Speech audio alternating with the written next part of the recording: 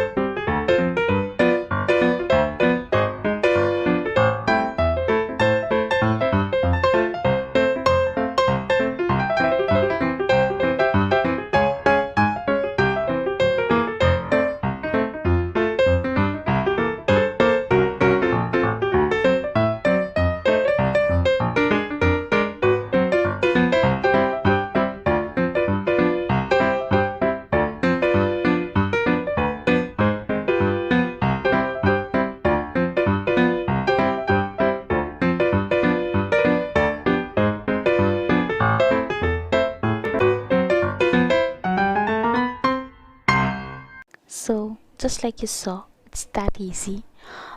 Main pipe, punch a hole, insert a pin connector, insert the feeder line in that, insert emitter stakes in that, and then insert the drip emitters, and then place it in your plant.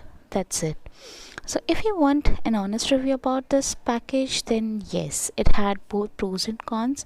So the cons were it had few leakages, and the pros were yes, it did help me to survive my plants for up to 5 days in 20 liters of water. Also use drip irrigation timer if you want. I didn't had the cost and time to invest, so I had to skip. I hope this video was helpful for you guys. If you really like it, please like, share and subscribe. Bye.